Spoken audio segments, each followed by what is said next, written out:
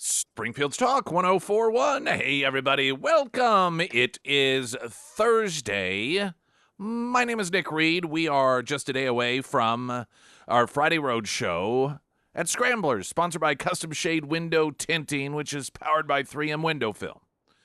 And then we will have our final Retro Metro Happy Hour before the primary election. It's a great opportunity for you to get out and have those conversations with other people, most of which are going to be individuals participating in the election, and that gives you a chance to, what do you think of this person? What do you think of that person? I've seen this ad. What does that mean?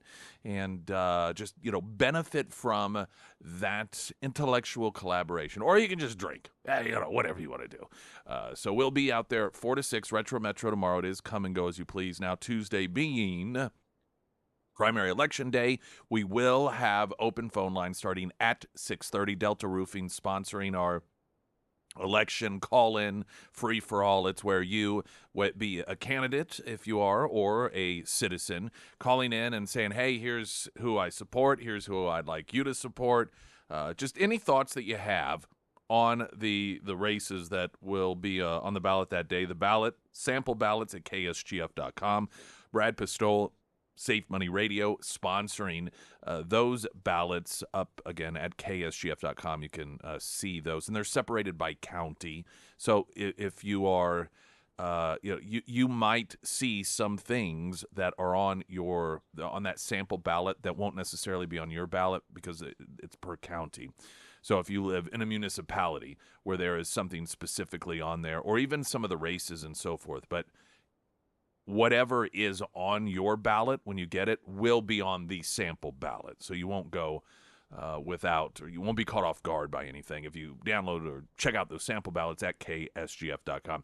Christy Fulnecki, she'll be joining us today. We also have Author of the Week, sponsored by ABC Books on North Glenstone, which is song Color 10 this morning. They're doing a story about the tax holiday that takes place usually one of these weekends before going to school or back to school, so that people can purchase items, back to school items, or items that are considered back to school without government taking their little bit of your dollars there. And ABC Books. I saw Valerie. She was interviewed and everything. I'm not sure what all she was asked, what she said, but I'm guessing talking about the benefits of library. It's a tough industry because your tax dollars are taken from you to fund competition. Government. A long, long time ago, you had this idea of libraries because people couldn't afford books. They didn't have access to books. It's not like it is today. It's not like it even was 70 years ago. People didn't, unless they were uber wealthy like a Carnegie, they didn't have their own books and their own libraries. They had a Bible. Maybe there was the family Bible, and that was it. And so the only access to information was to go to a library. But as often, times change, but behavior does not.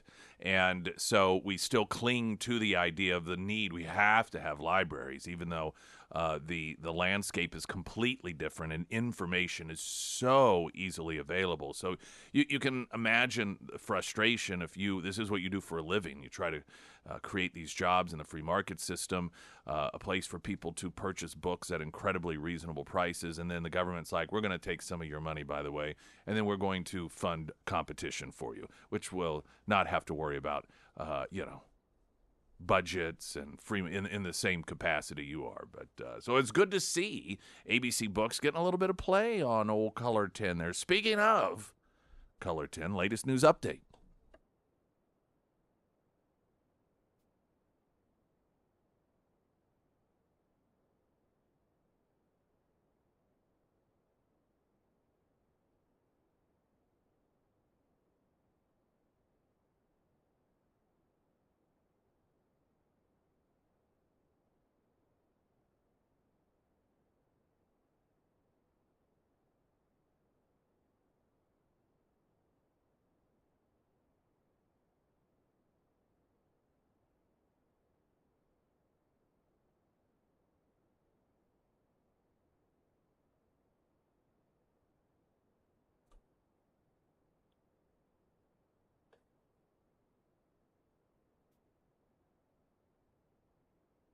And the first alert forecast from Cullerton, Fox 49 meteorologist Tom Schmidt, sponsored by Wolfpack Cleaners, your residential and commercial cleaning professionals.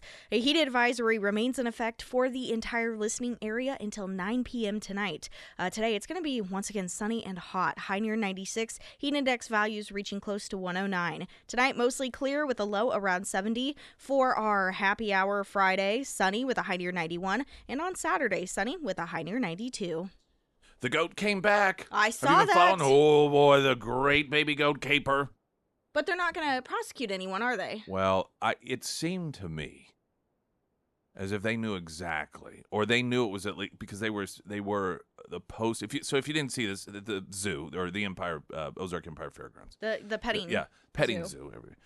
Someone took a baby goat, stole it, and it seemed as if people clearly saw it because I believe it was a girl.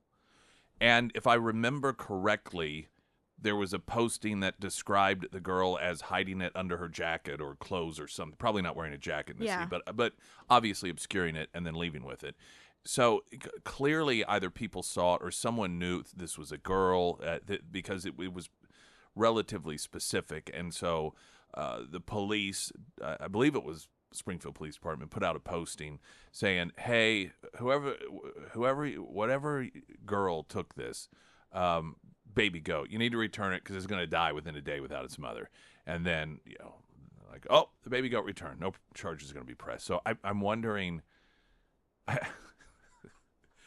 we're talking about an 8-year-old? We're talking about a 16-year-old? Are we talking? I could see this as being like 14, 15 years old, 16 maybe.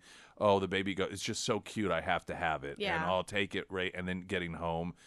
I remember once upon a time, parents would get aggravated when you came home from the fair because you want a goldfish. And they're like, ugh. Brought home a goldfish, there's the ping pong ball. Yeah. And you have to, if you get the ping pong ball, all of the little globe things with the fish in it, and then you throw the ping pong ball, and if it lands in one, then you get the fish. And then, you come and you find mom and dad on the other side of the fairgrounds, look what I got. And they're like, are you kidding me? Can you imagine? I'm running up, I got a baby goat. Like, what the hell are you doing? You can't take a baby goat. But the baby goat has been returned, so all is good once again in the world of the fair. You never know what's going to happen at the fair.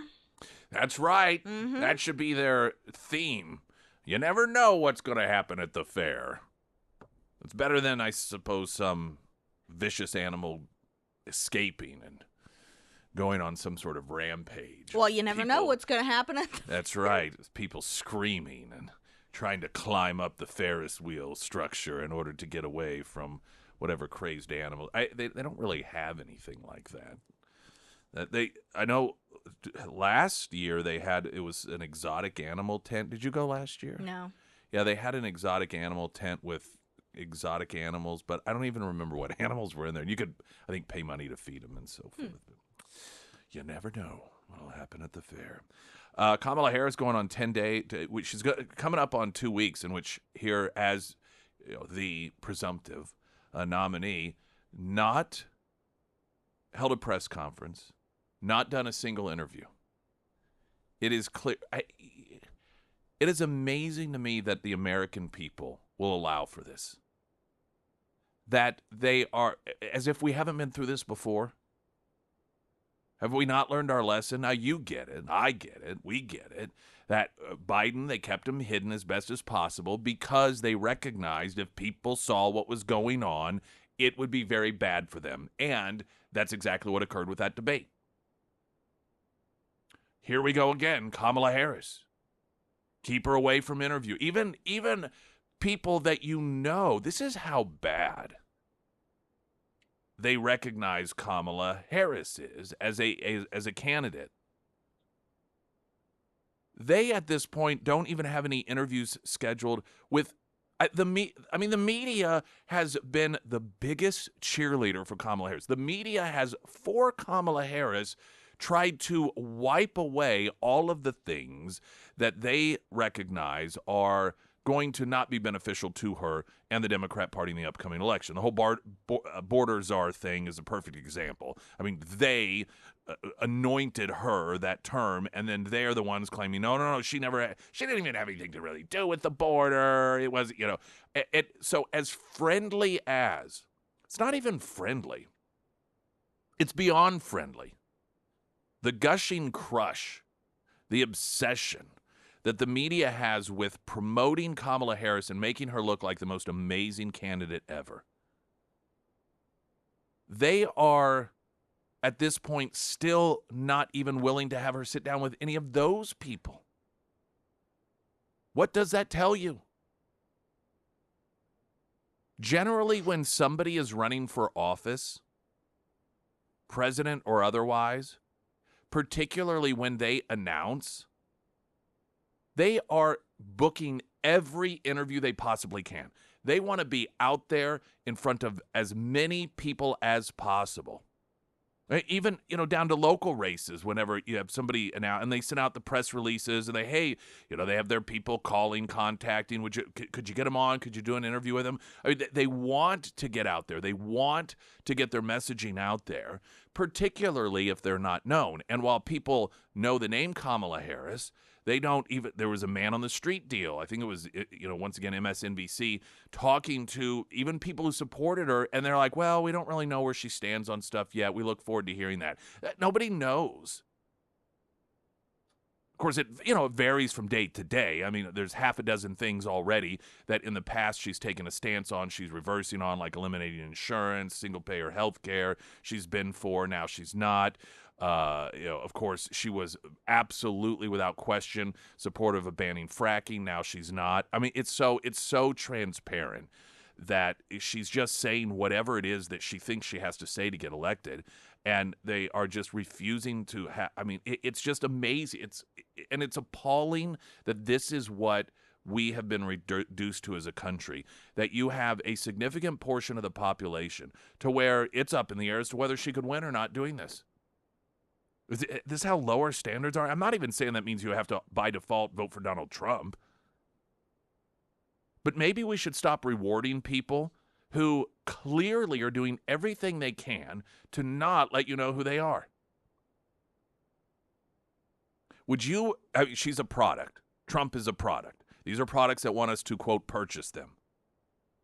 Would you purchase a product from, or, that the people selling it did everything they could to, like, not let you see? It's like test driving a car. Like, oh, we got this car. You want to buy a car? Well, that's it over there. Oh, I want to go get a better look at it. No, you can't get that close to it. Well, can I take it for a test drive? No, you can't take it for a test drive. Well, can I get some stats on its, the mileage and stuff? Well, yeah. And you find out, prior to it being on the lot, the mileage was one thing. And then now that it's on the lot, it says the mileage is even better. And you're like, well, this doesn't even make sense. Would you buy that car? No, of course you wouldn't. But that's how they're selling Kamala. Don't get too close to her. Don't ask her questions. Can't take her for a test drive. No, unless you're Willie Brown. Springfield's Talk 1041. I'm Nick Reed. Traffic update.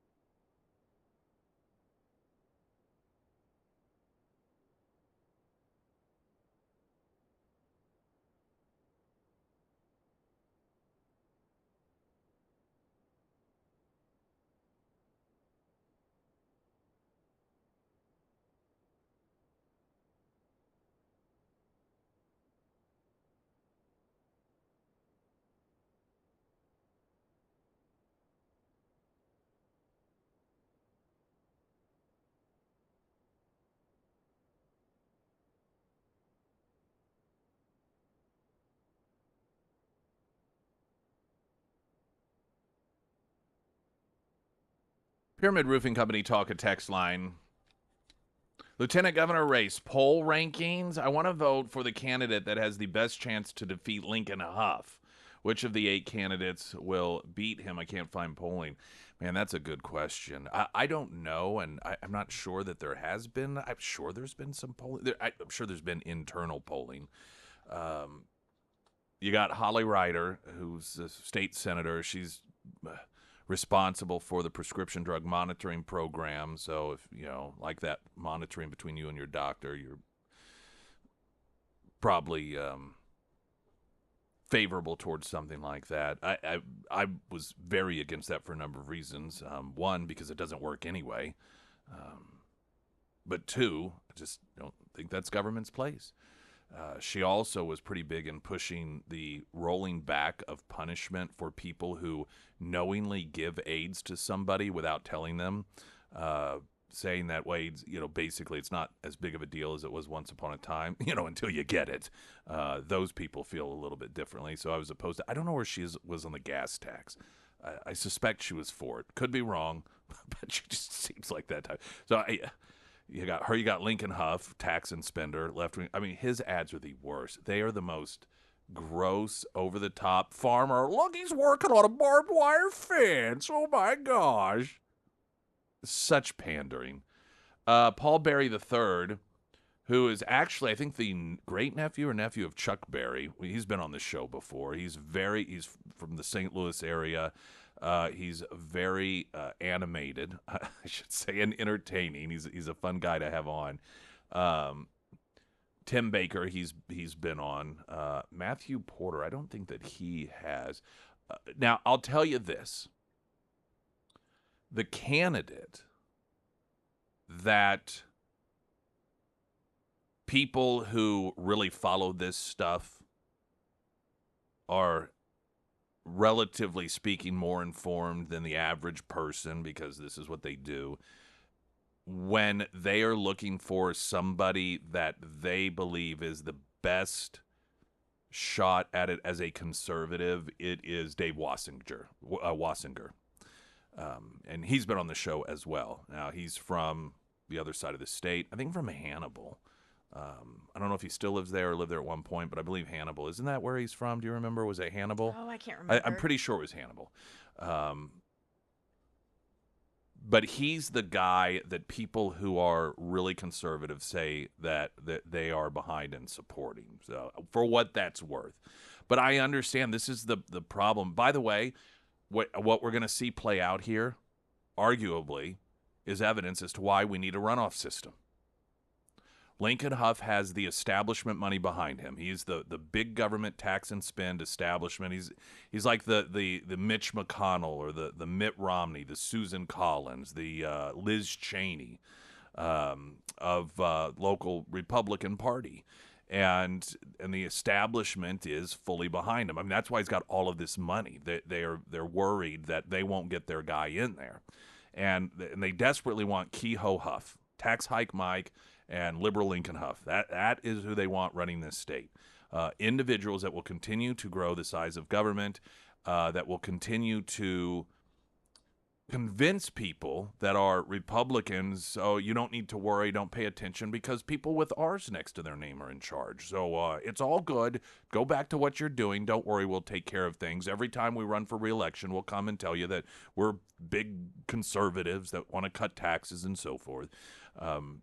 And when you don't have a runoff, people like that benefit, and incumbents benefit as well. And these are incumbents, not for the offices they're running for, but they have the name recognition. And so what tends to happen, and this is why when you have a primary system like we have in Missouri is detrimental to the average citizen, and it's beneficial to the incumbency.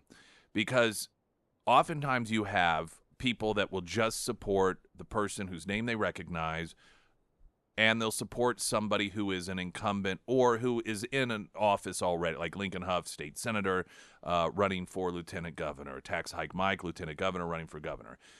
Then you have those that want change. They don't want big government. They don't want the tax, and spending of the Huffs and the Kehoes, and so they're going to vote for someone else. But then there's 5 people And just like the person who texted in saying that their number one concern is making sure that Lincoln Huff doesn't get it. So who's the best person to choose here? And so the anti-establishment voting block, it gets split up. So when you have half a dozen people running, you have the uninformed voter that just votes off of the name recognition, or, well, this person's been a Republican for a long time, so I'll vote for them. And then everything else split up. You can have the nominee be the nominee, get on the ballot in the general election with 20% of the vote, with 80% of people voting against him. Because, you could have a scenario where Lincoln Huff gets 35% of the vote, and then the second place gets 30, and then 19, and then 7, and then 4, and so forth. And so you end up with a system in which, and this is what we have in Missouri, more often than it should be, the person who ends up getting the nomination, who ends up on the ballot, is somebody that most people did not vote for. That is a jacked up system. And if you wonder why it's that way, it's because it protects the incumbents and the establishment. It also allows, and this happens, if somebody is an incumbent running for re-election and they get challenged in a primary, they recruit some other people to also run because they know that the people who don't like them will then get split up amongst more than one. They know oftentimes if they're facing just one other person and that other person has a chance at beating them, well, you just throw a couple other people in there to run as well, run as conservatives, run as anti-establishment, and then they will split up that vote because you don't have to have a majority of people supporting you in our system during the primary.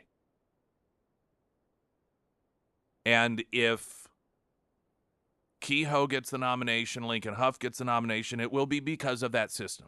Now, I could be wrong. Hey, maybe one or both of them will get 51% of the vote. And if so, hey, you had a majority of Republican voters say we want you to be the candidate, and so be it. And incidentally, I'm not arguing here that is what's going to happen. I don't have any particular insight here. My point isn't that, they are going to win and that's why. But it is a system that benefits the establishment. It is the system that is oftentimes used in order to create massive obstacles towards the anti-establishment candidates. And it works. And that's why it doesn't change. Many states, if no one candidate gets a majority of the vote, then the top two vote getters run off against one another. That way, whomever eventually, quote, wins and ends up on the ballot is somebody that a majority of the people actually voted for. I know I'm crazy. I kind of think it's a good idea to do it that way. Not how we do it here in Missouri. And as long as the, quote, establishment continues to stay in charge, it isn't going to change.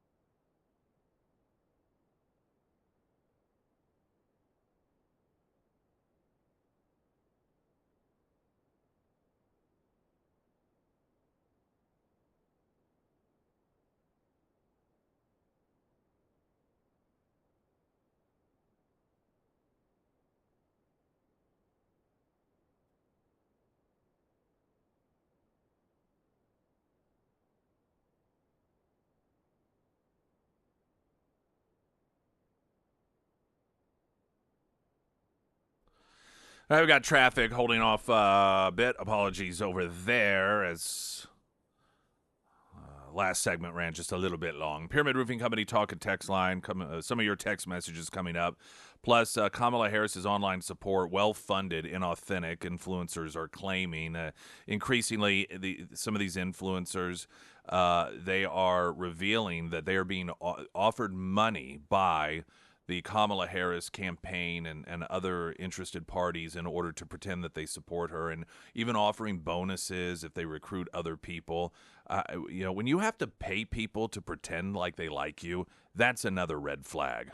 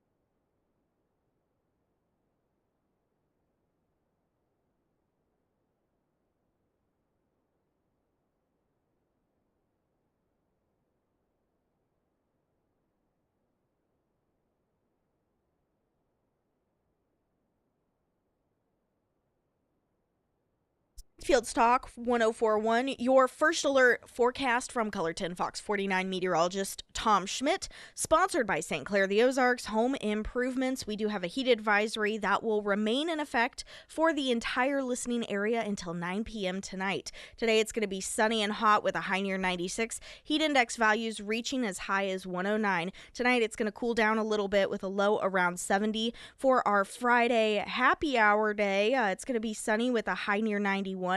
And on Saturday, sunny with a high near 92. Oh, the Pyramid Roofing Company talking text line. Let's see. Also, let's see. Can you remind voters not to take their eyes off of winning the House and the Senate? Important to control whatever nominee gets in. Also, the importance of sheriff. They are the only elected official that can stand between you and unwarranted federal searches. And at the same time, they have the power to turn against the citizens. I mean, that's how powerful that position is. And it's voting on and having elections for people who have the ability to put you in jail is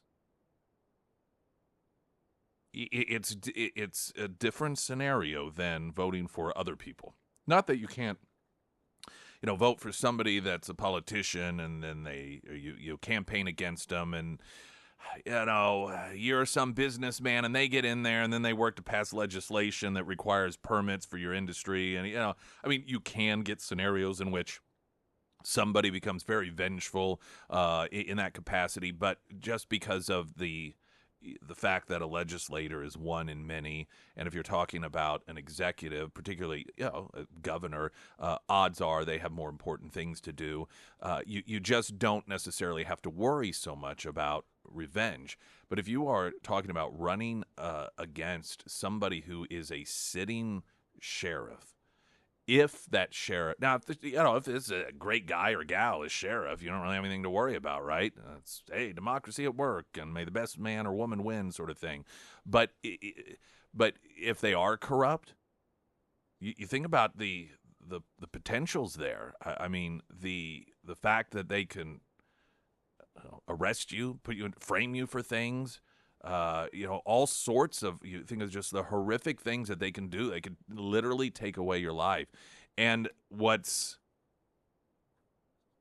even worse about a scenario like that is it's the ones who, if you're talking about, voting for a sheriff incumbent who's really corrupt, the more corrupt they are, and the more that they need to get out of there, the less likely somebody is to try to challenge them because of those fears. And it's just it's conceptually it's just such a different dynamic in terms of elections than, in my opinion, any other election out there, because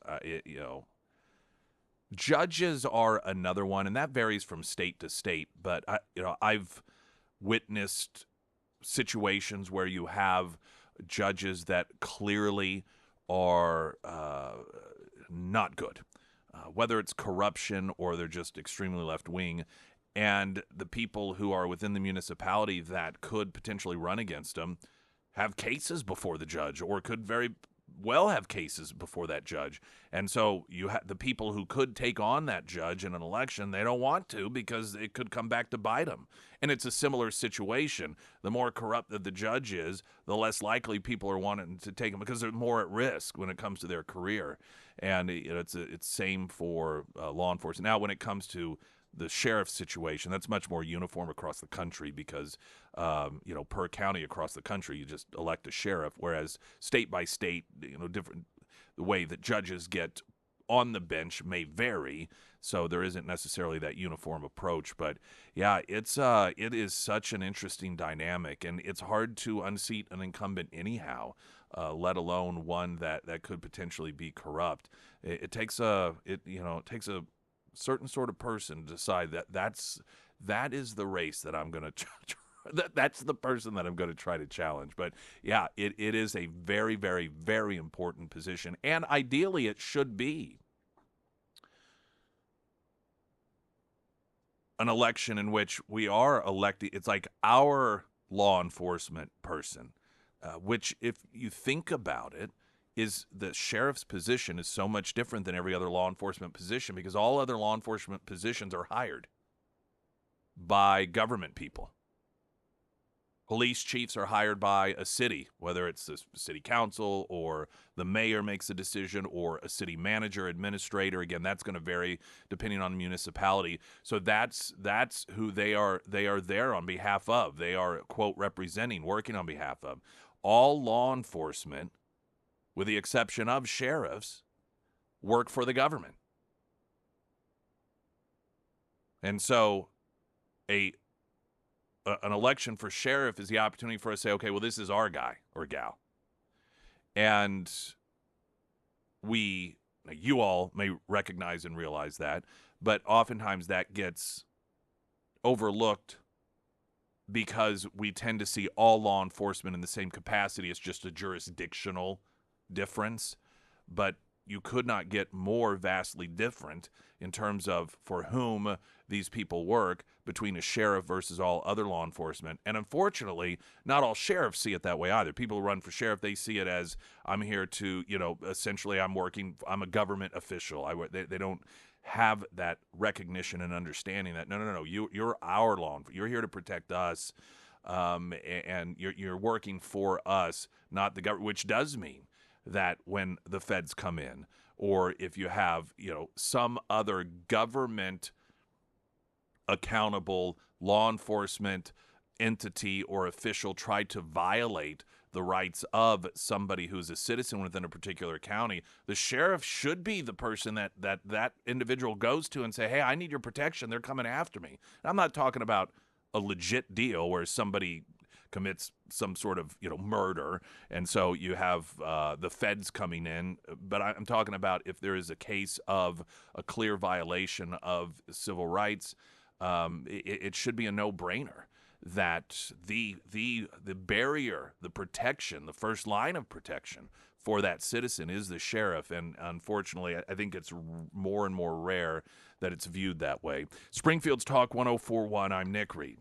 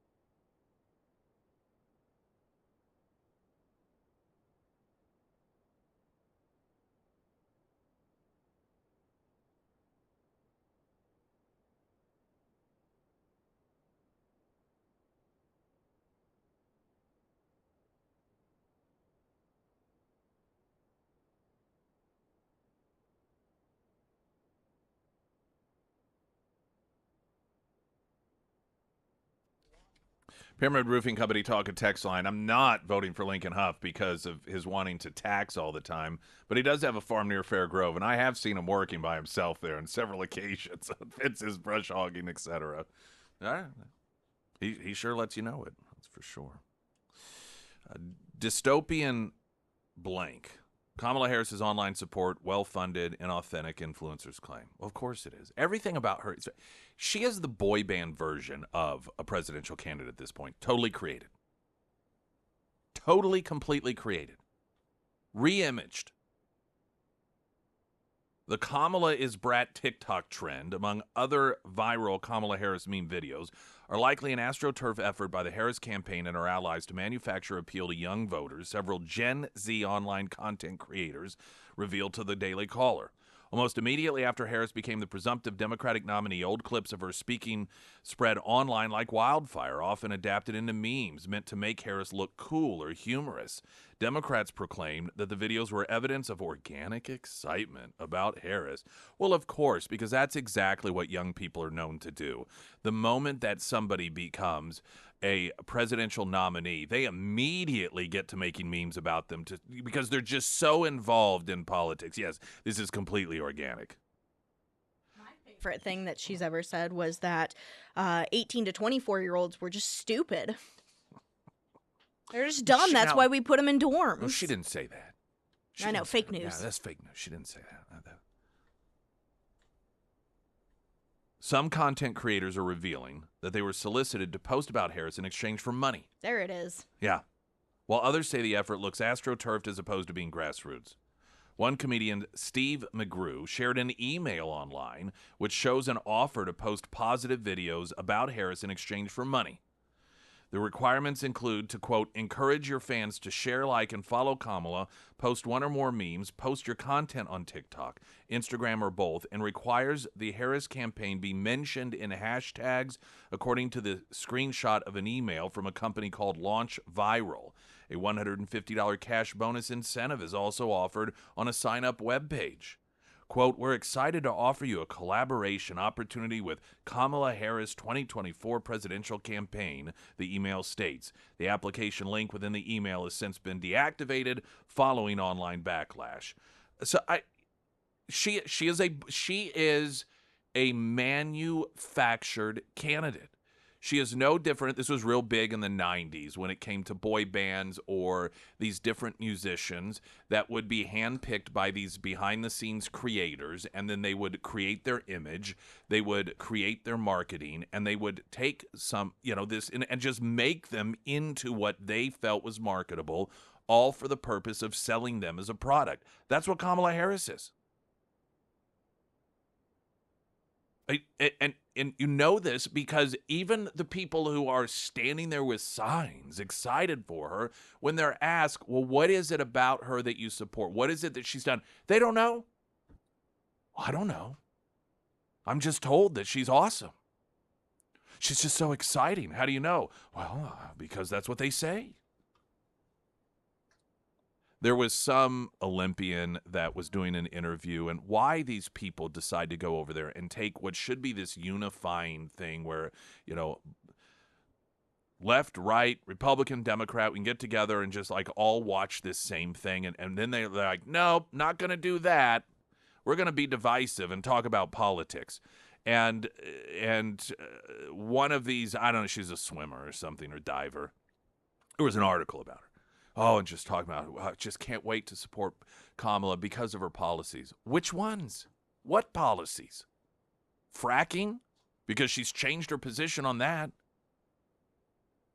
Taxpayer-funded sex change operations for kids because she's changed her position on that. A socialized single-payer medical system because she's changed her position on that. I mean, what policy position are you talking about?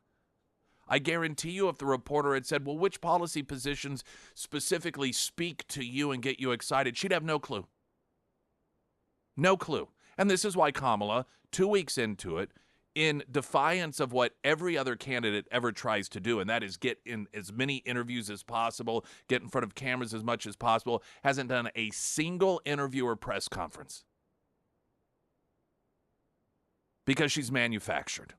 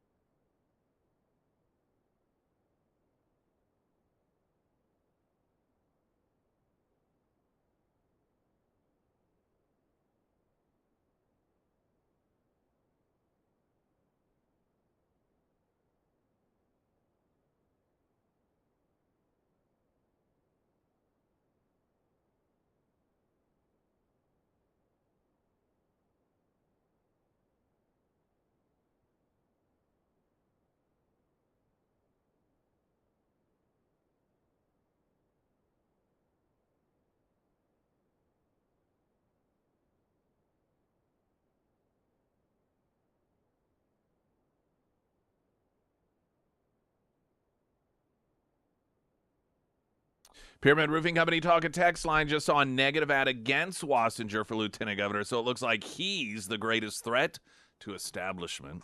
Lincoln Huff.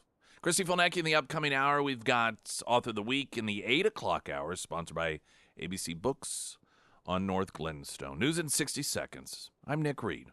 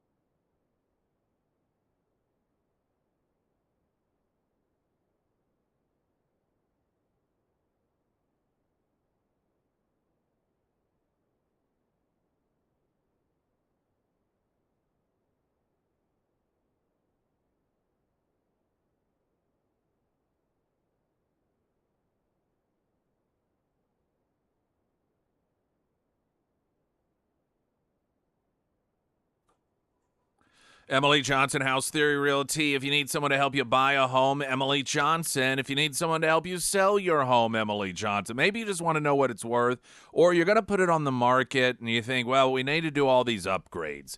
It will not be market ready until we do this, this, this. Do not do this, this, this until you first consult with Emily Johnson, House Theory Realty, because some of the things that you may think are necessary aren't. There may be things that you think you don't need to do that you do need to do. Tap her for advice first thing, before you even consider putting that house on the market. Find out what you need to do for it to be market ready with Emily Johnson, House Theory Realty. KSGF.com. You can get yourself registered to win a pair of tickets to see Nikki Glazer at the Juanita K. Hammonds Hall. That is coming up Friday, August 16th, the Alive and Unwell Tour. KSGF.com. Again, for your chance to win tickets for that. Christy Fulnecki's in studio with us. Hey there. How's it going? 2 weeks in a row. I'm here. Lucky the world. That's right. So very fortunate. Every time something happens, I mean, like the month that I was gone. I know. I mean, it was like a lifetime in the political world. The week that I was gone was the RNC and the Trump assassination attempt. And yeah, so I mean, we cannot go anywhere. This is true. Well, it's too bad because, I love the conventions and you could talk about each part of the convention, but there hasn't been probably time. I mean, you probably have, but, and just, an attempted assassination. Normally you would talk about that for a few weeks. So now we're talking about the, I was going to say something. Maybe I shouldn't say that. Okay. But that doesn't happen very often, but I wasn't going to say something nice about Kamala. You were going to say something nice about her? I was going to say something that's not nice. Oh. I would probably say it around my dinner table, but maybe not here. It's pretty funny.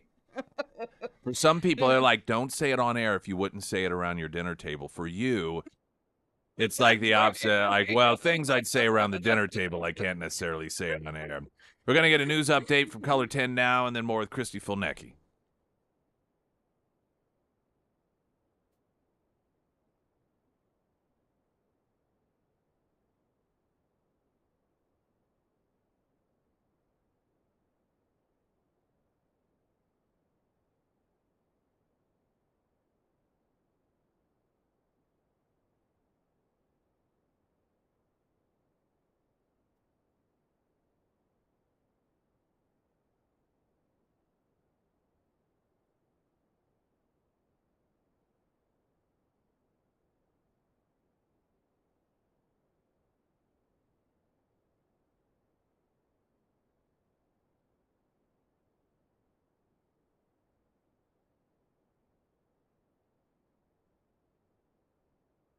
And the first alert forecast from Colorton, Fox 49 meteorologist Tom Schmidt, sponsored by St. Clair the Ozarks Home Improvements. A heat advisory remains in effect for the entire listening area until 9 p.m. tonight. Today it's going to be sunny and hot with a high near 96. Heat index values reaching 109.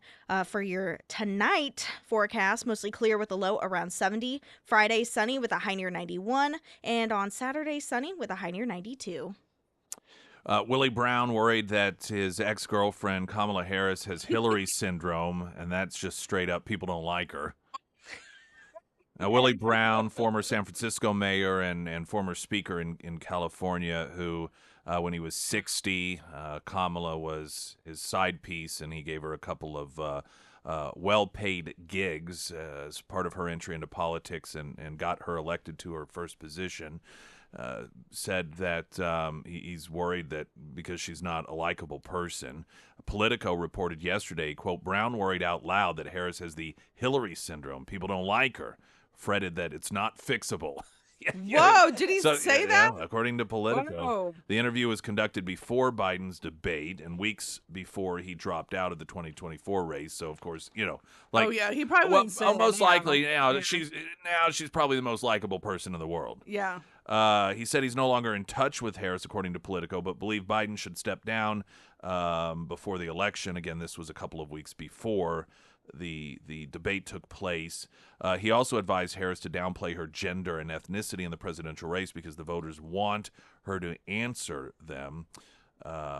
If she keeps people... He also suggested that and this is what's happening, that she be vague on her political platform. Quote, if she keeps people continually guessing, then she can adjust the interpretation of your guess every time she sees you. I love how Democrats have just What? openly admitted I know.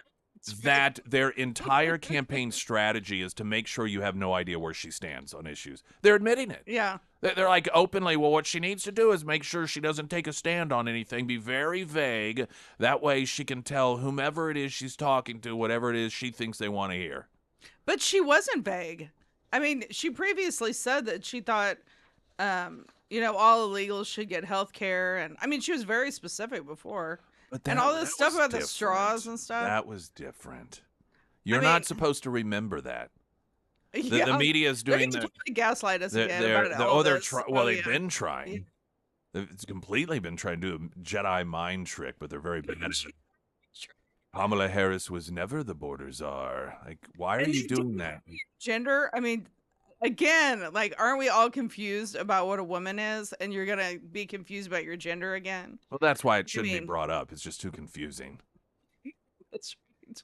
We're gonna get a trap. I just thought it was so great what Trump was saying about her being Indian. Oh, here's the thing that that's here's what awesome. Yeah. I get a little bit torn on it, because on one hand I'm like, that I feel like after the assassination attempt there were a lot of people that didn't like Trump, and all of a sudden and you would hear this in interviews, like, I saw a different side of him, I like it. I feel like he's sort of burning all that up for some people. Yeah. But and it's like and I know that, of course, he's not.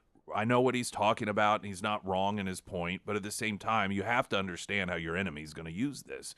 But for the same, I'm sorry, you do not have the right to be outraged at his comments regarding Kamala's race when Joe Biden flat out said all black people, any of them that don't vote for him, don't count as black. Right, I know. Like, that is acceptable. Yeah. But what he said is supposed to. There was an article that there are experts that are saying that he should drop out because of his comments, and I'm like, no.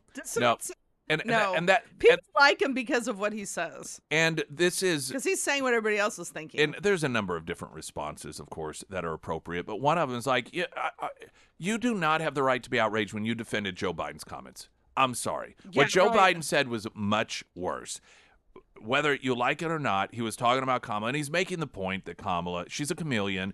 She is whatever and at one point when she felt it was beneficial to her, she played up the fact that she was Indian. Yeah. Well, then when she feels it's beneficial to her, she started playing up, being black. And that's the point that he's making. Well, how dare you? How dare you? It's not like he said, you don't count as a black person unless you support me. Right. I mean, it's like, you tell me which is really more He's trying to offensive. prove that she's pandering.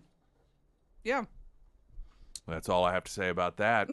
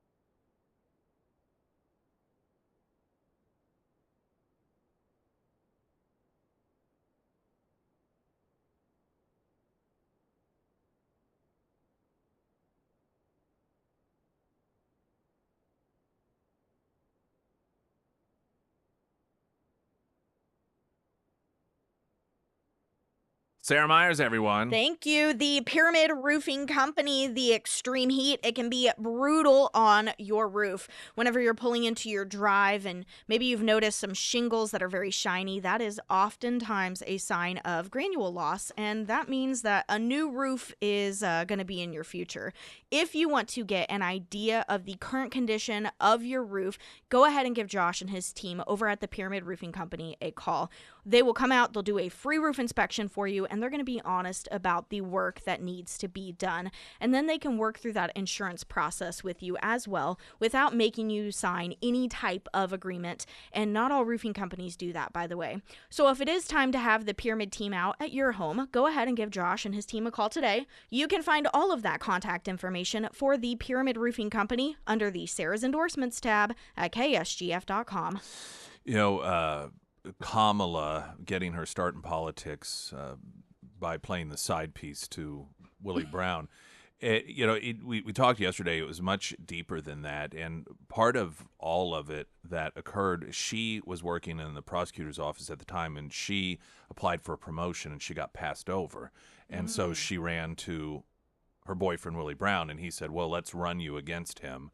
And she polled third place very poorly, but he was considered the kingmaker at the time, and so she ended up getting elected.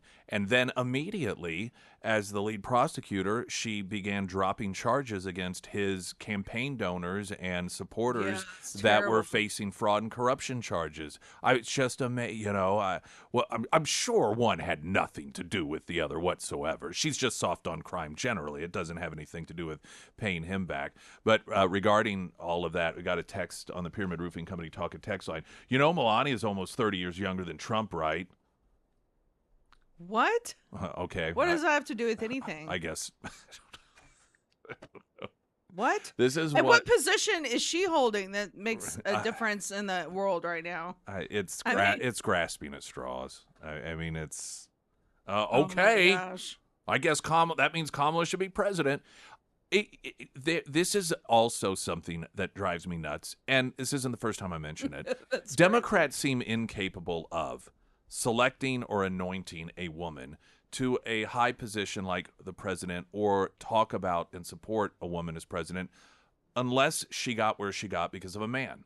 Hillary Clinton. Yeah, right. Because ooh, yeah, that's true. Kamala because of Willie Brown. Michelle Obama, that talk about, she'd be wonderful because of her husband. But then you talk about high-profile conservative or Republican women.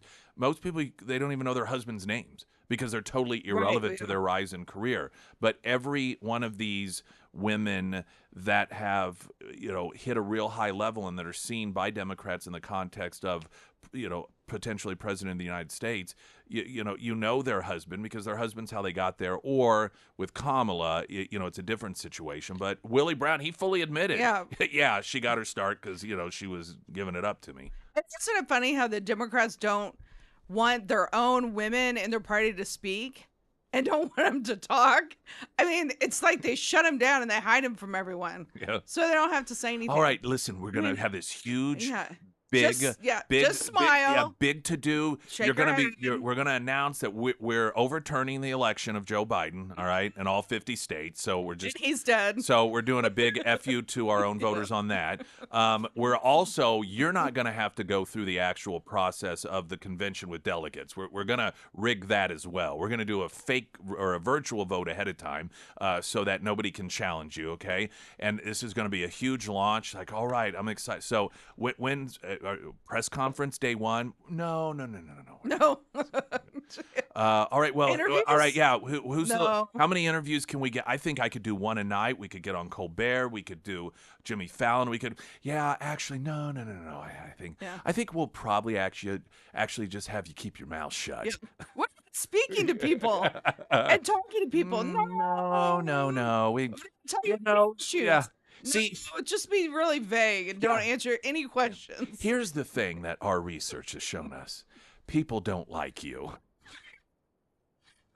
And by research, please don't open your mouth. And by research, we mean we just talk to random people, and kind of everyone says this, including your own supporters. People just don't like, you're not likable. That's right. I will say this about Republican women. I mean, they are articulate and smart and educated and can hold their own. That's why I the mean, media has to trash on them. yeah. I mean, look at the diversity of women. I mean, like, race and ages at the RNC convention and how articulate all of those speakers were. I mean, it was amazing. So, and then you look at the people that the Democrats have that they run. I mean, there's no comparison. I'm sorry. It's so absurd how transparently they are. She's like a toy or a doll or something, where they're just, all right, here's what you are today. Yes, we know, here's what you were yesterday. You were for banning fracking. You were for giving taxpayer-funded health care to illegals. You were for taxpayer-funded sex change operations for kids and prisoners and all this stuff. All right, now you are no longer for that stuff. Oh, okay. Yeah. Well, And also, don't talk. Is anyone surprised? Because they did the same thing to Joe Biden. I mean, she might as well be in the basement and not even be seen. I genuinely mean this. Why do Democrats even hold elections any longer? For their own, I mean, why? What's the point? Yeah. It's just a waste of time and money for them. That they don't, what the voters choose and want is irrelevant. They've demonstrated that. I mean, why? Which, by the way, once upon a time, we didn't have the process as it's in play now. The parties just chose. This is who, ultimately that's the way it were, and then introduced them, sort of like they're doing Kamala Harris. They're just gone back in time 150 years. And then over time, the parties decided to involve the voters and the people in part of the process to test popularity and so forth. So, it's not as if it's necessarily some brand new idea. It's the way that it was done, decades and decades, 150 years ago. Why don't they just go back, quit pretending as if you can?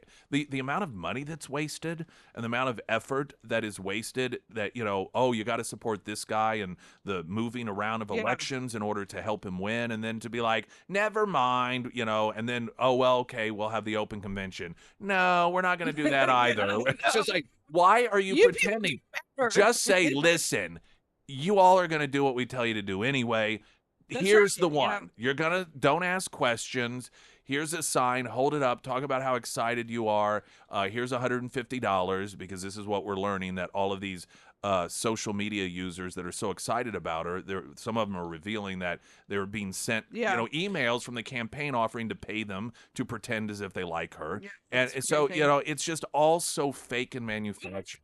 A bunch of sheep that are following them, so, I mean, a lot of kids and a lot of people that want free stuff.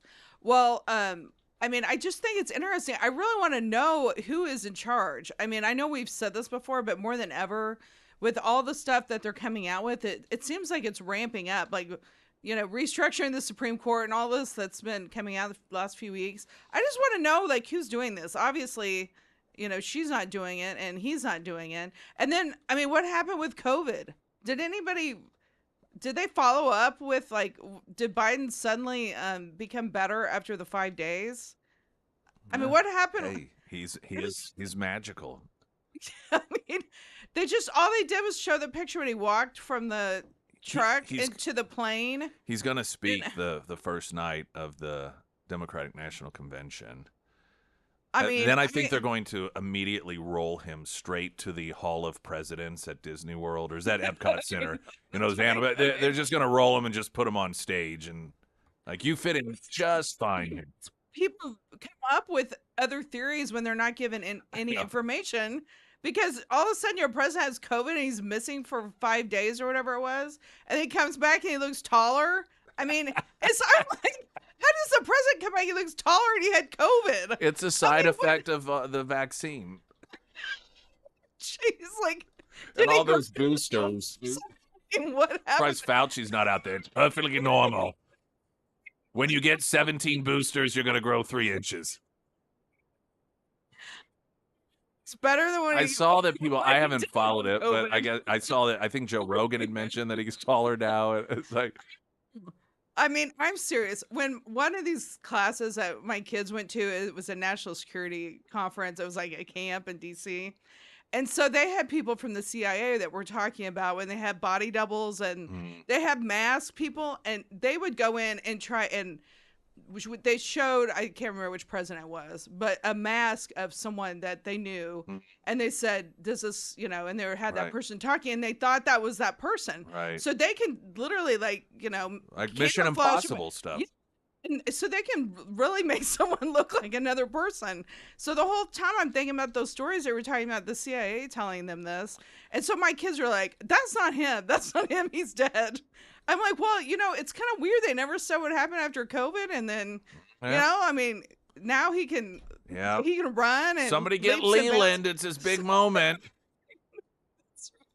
They get them all masked up, and they're like, no, act more confused. I'm trying. I'm trying. There's only so much I can do. Christy Fulnecki with us.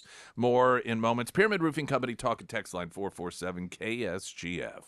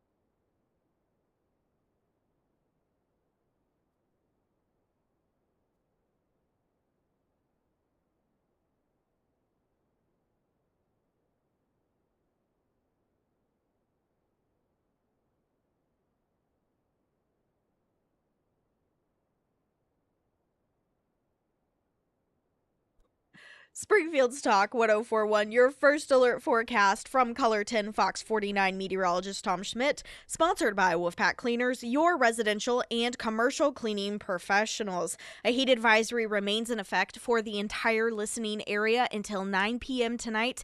Today it'll be sunny and hot with a high near 96 and heat index values reaching close to 109. It will cool down later tonight with a low around 70. For our Friday happy hour day, it'll be too hot for that patio with a high near 91, and on Saturday, sunny with a high near 92. Pyramid Roofing Company talk and text line. Not to denigrate my favorite childhood toy, but Kamala is like Barbie. I could pretend my Barbie was anything I wanted. She was a model, a veterinarian, a teacher, an astronaut, etc. Hey, that's a good one. Mm-hmm. I like that. Let's see. The only thing Lincoln Huff is interested in is his political advancement. He's had this journey mapped out for years. Next step after lieutenant governor is governor, then on to the Senate, possibly White House. Kind of creepy, yet typical for a professional politician. So Pete Buttigieg was one of the dudes for white dudes for Kamala, which is just so pathetic. One of them. Oh yeah, he was one of them. So it's so pathetic. I realized though, I think that they said white dudes. That way they could stay away from saying white men, because who are you to tell what a man? So I suspect that's why they went with dudes. Plus man suggests manliness and toxic masculinity. So dudes much more less masculine. Himself as a dude. Well, I guess it's white. Yeah, that's true. That's true. But one of the things that he said, of course, the left, they love abortion just like they loved slavery. And, slavery, or I'm sorry, abortion is their new slavery, hill to die on. And one of what he saw as a benefit of having a society in which women could kill their own children is that it makes men more free. And I'm like, can you have a better snapshot of the way that men on the left view women? To just like, well, I mean, clearly, if you're... Did he say that? Yes, he did. He said that men are more free when the leader of the free world, the leader of the country, supports access to birth control, to IVF, and it's in, they're talking about abortion. And I'm like, I have argued for some time it's one of the reasons that guys on the left like the idea of abortion, because then they can just nail some chick and then talk her into getting an abortion. That way they don't have to worry about it. No responsibility whatsoever. Yeah. But to have somebody who is supportive of actually admit that, I mean, it just tells you. At home back, they're just like, they're giving their opinion how they've always thought. But that's what has destroyed our country right there. Those people have, and our culture. But J.D. Vance is weird. Not the guy who is expressing gratitude that women can kill their own babies. That way guys can be free from any sort of responsibility. That's not weird. Yeah. That's a perfectly normal position for a person to take.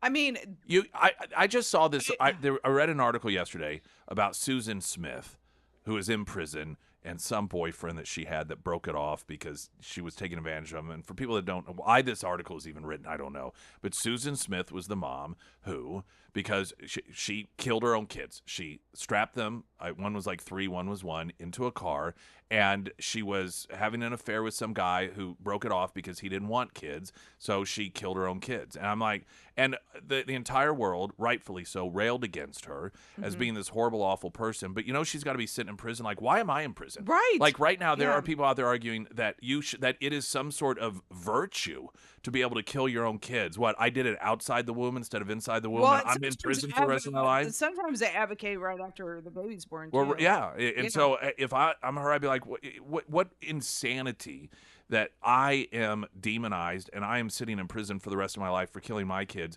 But you have an entire political party that says it's virtuous to want to kill your own kids. I keep it's so screwy. They're being so bold. I mean, why not? Look at who was elected, those two people. But I mean, and maybe they'll lean into it, be like, guys, you're tired of, you don't want to wear a condom, and just tell her, just get an abortion. You can be, you don't have to take responsibility for anything. As a guy, you should be pro baby killing. Yeah. Up to birth. That way, if you find out 8 months down the road, responsibility, vote for our party. yeah. Oh my God. But JD Vance is weird. No, I'm telling you, I watched his movie. Have you seen it? His No. Hillbilly. It's actually pretty shocking. But I mean, there are many people that grew up with, bad, childhoods. But to think of everything he went through, and then he paid for his law school, and, I mean, they didn't have any money, and he like worked for everything that he had. And to grow up like that and end up in the military and then go to law school and be so successful. I mean, the whole time I'm thinking, I can't believe that this guy, will be vice president of the United States after everything he went through, his perseverance and his strength. I mean, there is not going to be anything that bothers that guy. The motivating factor behind the left's attempt to destroy him isn't simply because he is the vice presidential candidate, but because he is a representation of everything they fear, and that is that people as human beings believe that they can overcome obstacles on their own. Right. Because who do they celebrate as people that are inspiring? Victims. Yeah. Every time there's some sort of story that they list as somebody that's so inspiring, it is somebody that is a victim.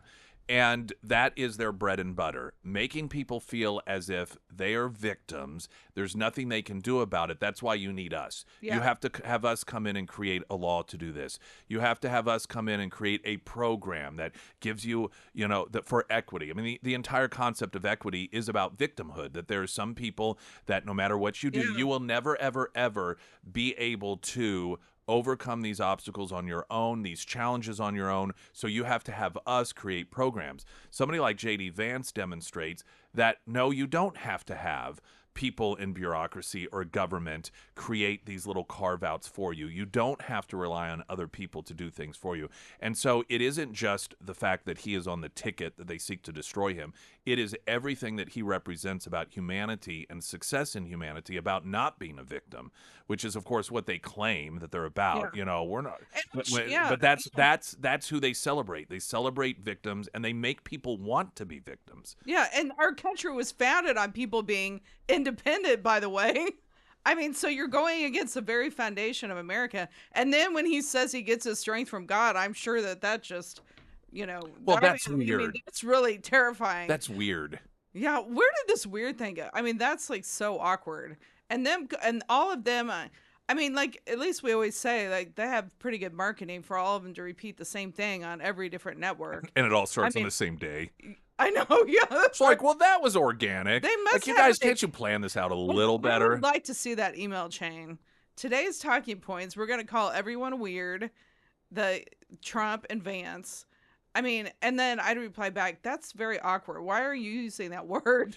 I think there may be a couple of reasons for it. I've thought about this. One, I think that they have determined that caters to the uninformed young voter, the TikTok generation, that, they're just weird, and so they think that resonates with them. So let's do that, which to me, they come off then as the, middle school guidance counselor trying to get kids in the gymnasium all revved up for a pep rally, and he's hokey and trying to use the verbiage and the lingo and the language, and they're kind of rolling their eyes like, oh, okay. Yeah. But I also think that some of the motivating factor may be the recognition that average people connect to somebody like JD Vance, that he seems more than any other politician totally normal. And they recognize what, particularly with Kamala Harris, and that the left right now has embraced forcing girls to compete against boys and shower with boys, drag queens giving lap dances to kindergartners, putting pornography in elementary school libraries. And I think they recognize that although they think that is perfectly virtuous, they recognize that most Americans think that it's weird. So if they can try, and in their minds, they're like, no, okay, so we need to convince that people that the normal people aren't normal, that we're the normal ones. Yeah. And so we'll just pretend like they're weird. Like, it's not that big of a deal or anything, but it's just weird. You don't want to be weird, do you? And I think that may be part of it as well. Because it assumes It's that stupid. the people that in your party and other people can't think for themselves. and that you can't talk about the issues. You just have to call people names. And at the same time, this is a political party that, and everything about them is fake and positioning and marketing, that on any given day, they would celebrate weirdness and difference. And, weird is awesome. Well, until they decide to use it as a weapon. So, I guess all of those people out there, young people that find themselves to be a little different and unique and embrace their weirdness. Yeah. This gives you insight into what the Democrat Party thinks about people like you. Yeah. And I've always thought it was interesting. Why don't they just talk about the issues? Like, I mean, we always talk, and obviously all the successful talk radio programs are pretty much all conservative. But why don't they just say, listen, I want all of you to be dependent on the government. I think you really don't know what you're doing. Right. And I think that I do. And I'm just going to do everything for you because you just can't do it. I mean, if that's what they believe, like, why can't they just talk about it? Well, hey, I mean, Drew Barrymore opened the door with Mamala Harris. The world needs Mamala Harris to tell us all what to do, to be our mama. I would not trust that woman as a mother. I'm sorry. Well, now don't go suggesting that she's a cat lady.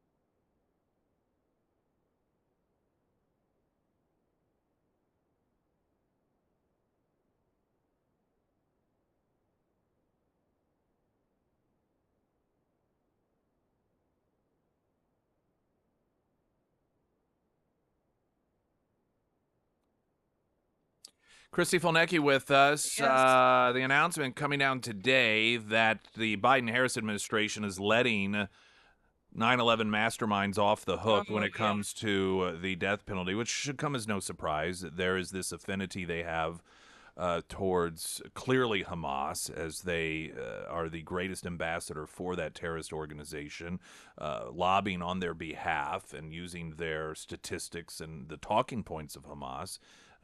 No one's really denied that. Biden was also the one person in the Obama administration that was against going after bin Laden when the moment came.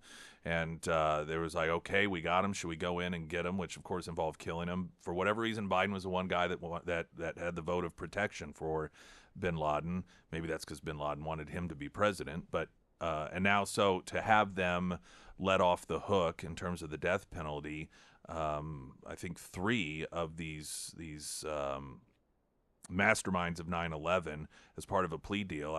We shouldn't be surprised. Although I am a little surprised that they would do it while they're like in the run up to an election. It's just like, well, and you think of, I mean, especially 9/11. I mean, if you think of all of the victims, I mean, especially in New York, but you think of all of those victims and their families. I mean, that's it's a lot of people. As expected, they are expressing their great displeasure at this. I mean, it could be as dark and macabre as this is, their attempt to make sure that they win states like Michigan, where there is a very high uh, uh, population of Muslim Americans that, when polled, disproportionate compared to the rest of the country, are supportive of Hamas and their terrorist activities and the anti-Semitic wing of the Democrat Party. Yeah, I mean, right. it's Yeah. very loud, it's very vocal, and maybe this indicates they are going to try to balance things. And there's another article about a lot of Democrats that are very concerned Kamala's going to pick Shapiro to be her running mate from Pennsylvania because he's a Jew. And there's Democrats, there's that very significant portion of their base that are neo-Nazis or anti-Semitic, and they don't hide the fact we do not want a Jew on the ticket. So maybe this is to try and placate that wing of the party to make a plea deal and let some of the 9/11 masterminds off the hook in the context of a death penalty to try and I don't know, please that segment of their voting base. Well, and there's not any other reason Well, yeah, besides. that's it. I mean, Like, why? you say, well, I support people that want to destroy America because I hate America. I mean, like, if you're trying to explain it to somebody, what is your reason? The upside is, as taxpayers, we get to continue to until they're dead, uh, fund their housing, fund their feeding, fund their lives. So we get that in addition. Oh. Well, maybe he'll go and let all the January Sixers out. So maybe No, they're still rounding them up. I mean, it's all priorities. All priorities. Oh, okay. Which I heard on I think Town Hall that Trump had said that he would pardon those that just went into the Capitol, not those that committed acts of violence, but those that just kind of wandered in, as he should. And this is the context it should be put in, because this is going to be portrayed as, well, what sort of person wants to pardon all of these terrorists? He specifically has said those who just walked in. And the stance should be they should be treated the exact same as every other protester who has not committed act of violence in the Capitol. Because all of these pro-Hamas people that have gone in there and protested and disrupt committee hearings, and all of the left-wing individuals that illegally protested in the Capitol against Kavanaugh and Amy Coney Barrett, they did not get any jail time whatsoever. That's right. And that wasn't surprising. And people on January 6th who did the exact same thing as those individuals should be treated the same way. Right. And I think that's a position that most Americans, even some Democrats, would have to agree with. Yeah. How can you, as an honest person, say that no, they should be treated differently because of their beliefs, and they should go to jail while these people shouldn't because they're on my side? I think on both sides, and just your regular Democrats. I'm not talking about the radical ones, but when I would fly to DC, a lot of times I'll fly out of St. Louis, but just because I don't want to get stranded with especially flying to court, you don't want to miss a connecting flight or anything. And so a lot of times, like a couple of times, people in the airport or like shuttle drivers, they'd say, "Where are you going?" I would talk about January 6th. And they said, well, I've never met anybody that was very hostile to me. They said, I just think that's so wrong that people that were walking around the Capitol or walking through the Capitol and that they got put in jail. I just think that's wrong. I mean, across the board. Yeah. And so just random people that you would never think that would say something. But I really think that the average American, they know that was wrong. More with Christy Fulnecki in moments. I'm Nick Reed.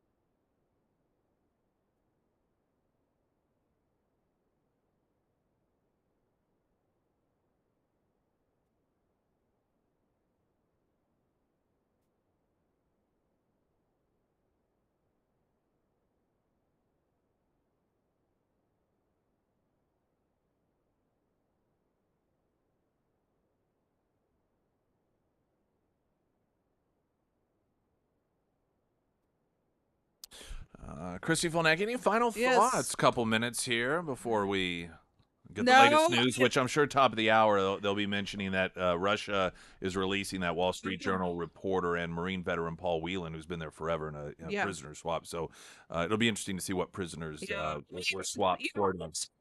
Can make it until January, or hopefully Trump will be in, because it's kind of scary around the world. We talked about my daughter's at the Naval Academy, and so we haven't talked to her all summer. We get to see her next weekend, and it's just so crazy how intense the training is for these kids and for the lower level military. And then you have a commander in chief that Which is we don't even know who is acting as commander. I mean, That's really. right. And I And think at this charge these people that are your sons and daughters. I mean, it's scary as a parent. that's something that a lot of us have been noting for the last couple of years. And I think for the longest time, there were a lot of people who get their news from mainstream news that thought that, we were just being sarcastic or conspiracy theorists. But now even they, admit or have to, the honest ones, that we were right to ask that question. And you would think that the people, and these are generally going to be Democrat voters, who realize that they were lied to all this time, that they would say to themselves, maybe we should not be getting our news from these places. Yeah, right. Maybe we should Yeah. find, or at the very least, when we do continue to get news from the same sources that for 2 years has knowingly been lying to us about this stuff, maybe we should at least remember that and not believe everything they say, particularly when it comes to, I mean, it's clear why they were protecting Joe Biden. And many of them have admitted, that for years they've known this, and that they've been told this by White House people for a couple of years, that he was losing it. That when you are watching the mainstream media, their goal is to protect Democrats and their goal is to do harm to Republicans. And so unless you just don't care and you want to be preached to as a choir, then so be it. But if you really genuinely want to be informed and know the truth, you probably should recognize that the sources that you are getting that's not what their job is. Yeah. And the scary thing is, I mean, as bad as inflation is and that as bad as your life is, that's suffering. But to be so close, to have the person that's a commander in chief, you don't know exactly who's in charge. Oh, sorry. Oh, God, you Sorry. scared me. I didn't. I thought. That's it. Danger. Well, the show's over now, or at least this hour. Christy Fuldecki, everyone. News in 60 seconds.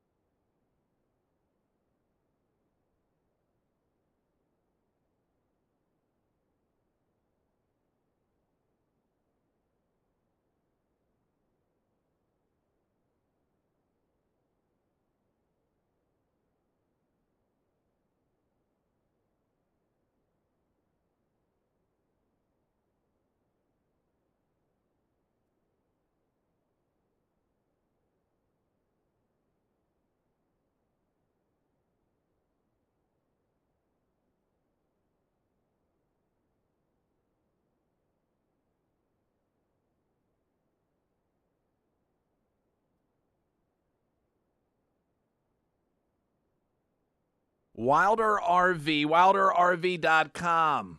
Amenities of home, Sportsman's RV, Missouri's #1 open-range dealer, financing available. Family-friendly deal starting at $165 a month. Of course, you can go up from there. Get as luxurious as you would like with Wilder RV. It is such a short drive. You think, oh, it's just over an hour. It's Clinton, Missouri. That's not a short drive compared to the fact that people from all over the country make Wilder RV their destination location for their RVs because of the product lines they have available, the wide variety there, and the way that they treat you. They are not high-pitched salespersons. They don't follow you around. They don't say, well, let us know which one you want in, and we'll get the keys and let you in and stand there while you look through it. They're open for you to explore at your own leisure. And then once you're ready or you have questions, then you can grab someone. They are not high pressure. WilderRV.com, also at KSGF.com under Nick's endorsements. Coming up, we do have our Author of the Week, sponsored by ABC Books on North Glenstone. Which one of these stories? Got a whole heck of a lot of stories here. Oh, let's just putting them in the proper order. The former president of PayPal, David Marcus, announced that he has switched political parties and is endorsing Donald Trump. The tech entrepreneur, who recently headed up Messenger at Meta, announced that he was, quote, crossing the Rubicon and backing the Republican Party, as well as the campaign of former President Donald Trump.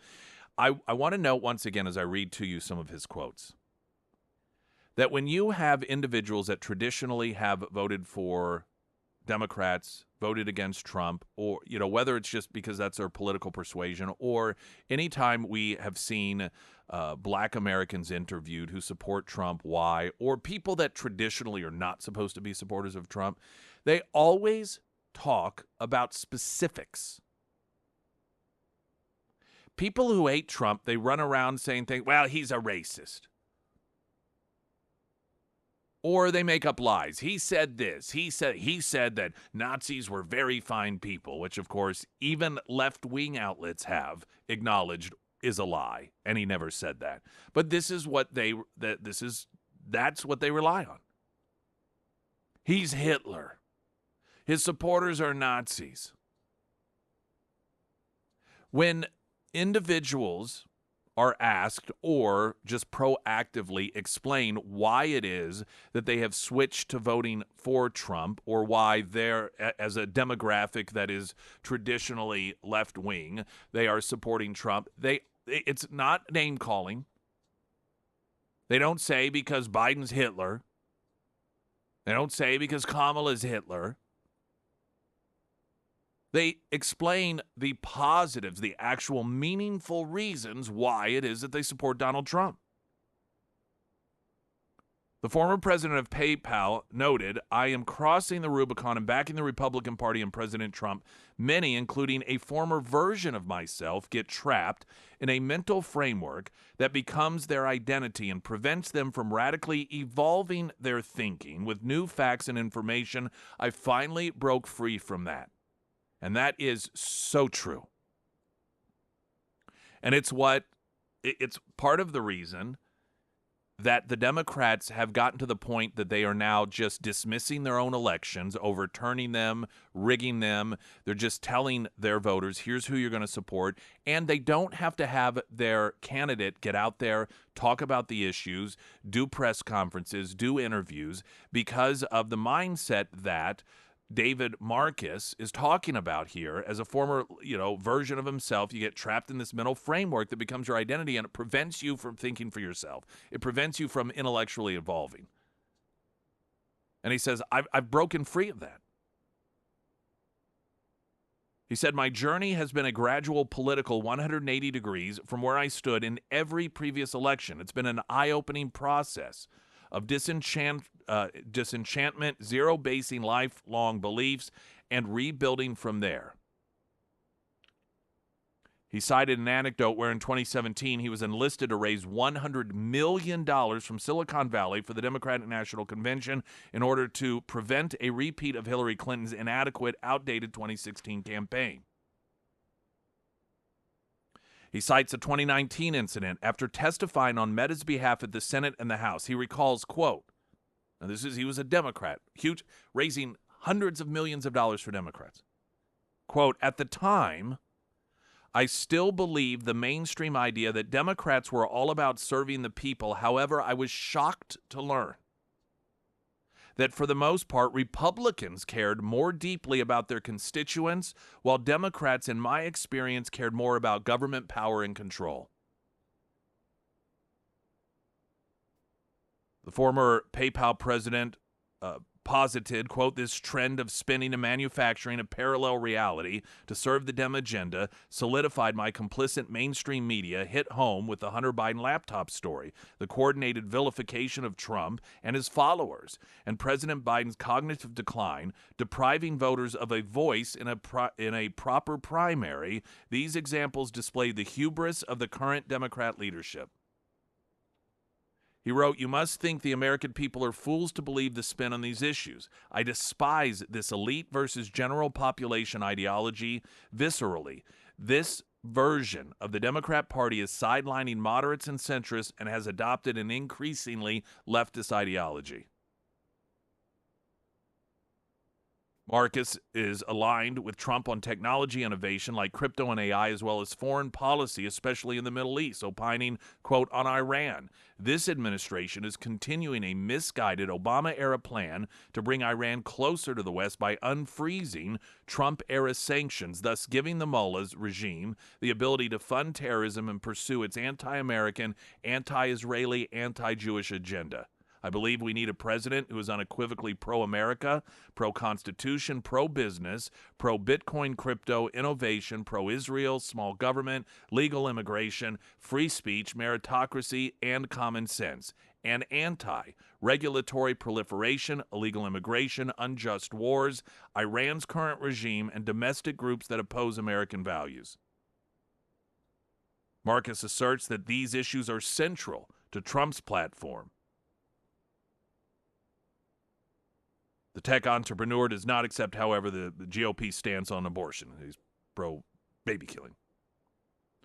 Now, this is something, though, that should be applauded.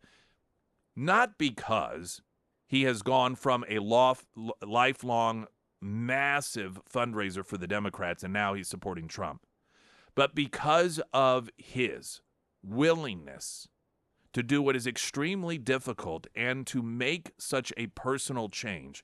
When you go from someone that's believed so deeply in a political party and a cause that you would raise hundreds of millions of dollars for them, and then to not only have the self-recognition, but then to be outward in your expression of it, to take all of the slings and arrows that he's going to take, all of the criticisms, all of the just the hatefulness that comes from the left.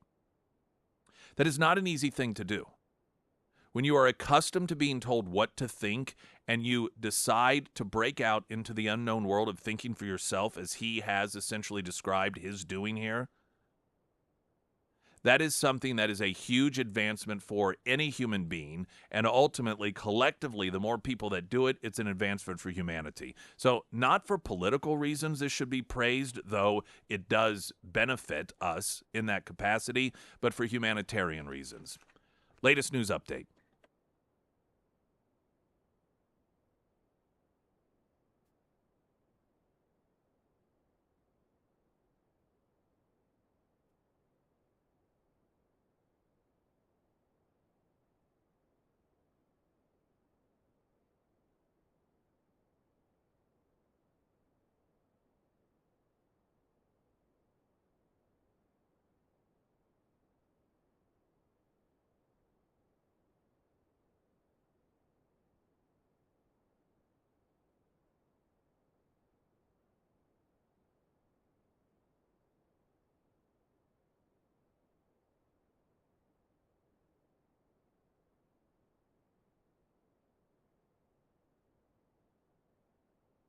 And the first alert forecast from Colorton, Fox 49 meteorologist Tom Schmidt, sponsored by St. Clair the Ozarks Home Improvements. A heat advisory remains in effect for the entire listening area until 9 p.m. tonight. Today it'll be sunny and hot with a high around 96 and heat index values reaching close to 109. It will cool down tonight with a low around 70. For our Friday happy hour day, it's going to be a little too hot for that patio with a high near 91. And on Saturday, sunny with a high near 92.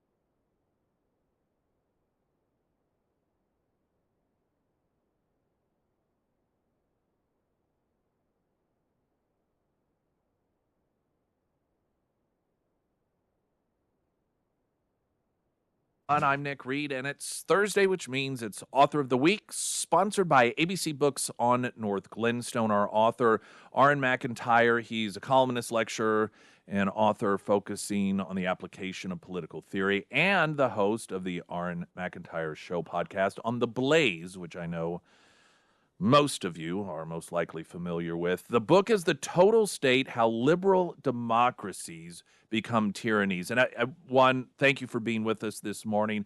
But I want to open up with, I know this theme, if you will, that oftentimes comes up on this show is that, we're not a democracy, we're a republic. And there were some headlines made a few weeks ago. CNN found themselves perplexed at all these Trump supporters that talk about republic and so forth. Before we get into the book and why you wrote it, what is your framing of all of that when you hear that? Is that a blanketed, accurate statement, or do you have a more nuanced view of it?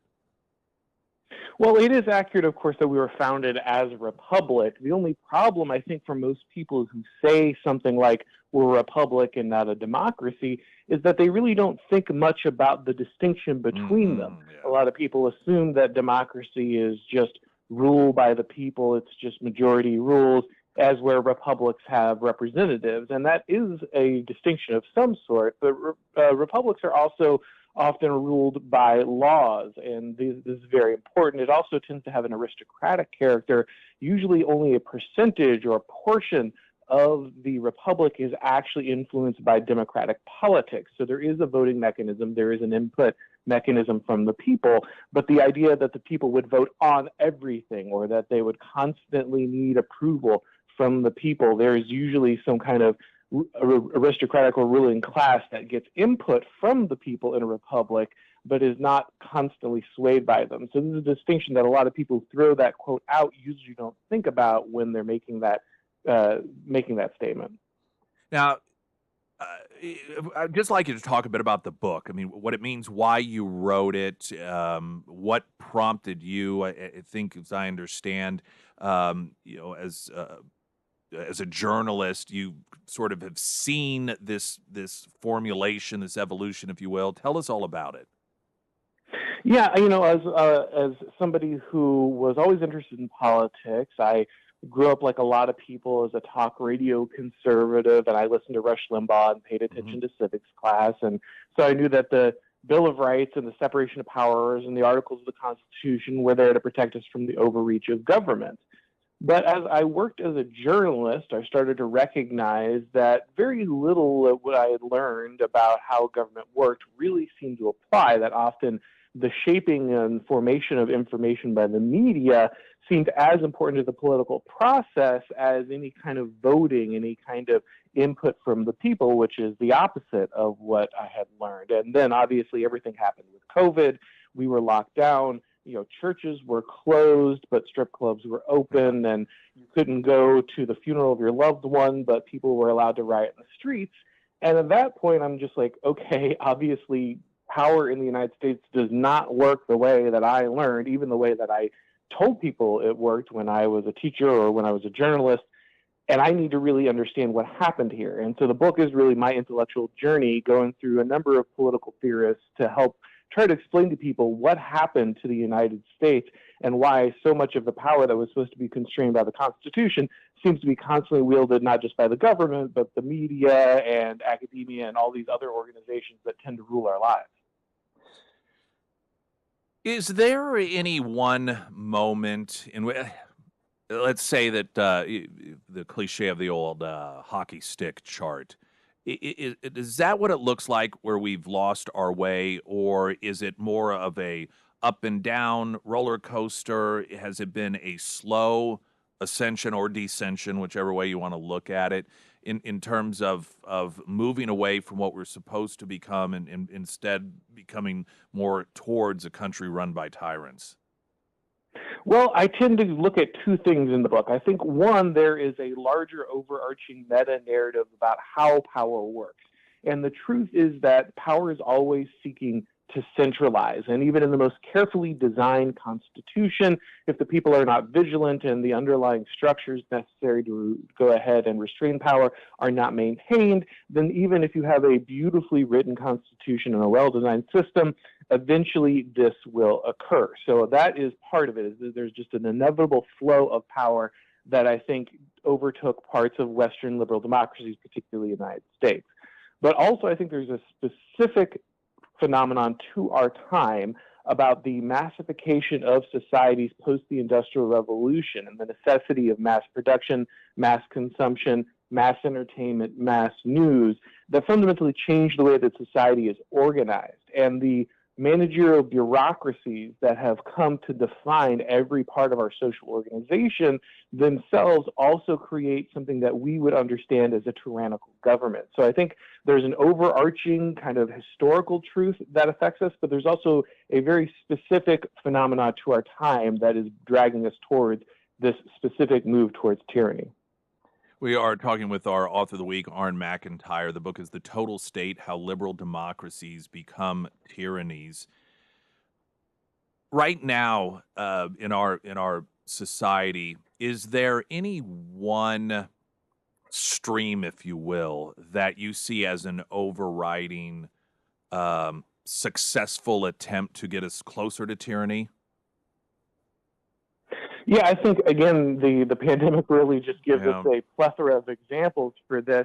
And really the thing I would focus on would be the collusion between things like the media, things that were supposed to be objective, like the scientific and public health establishments, and then the government agencies themselves. It's not that any one of these entities moved alone.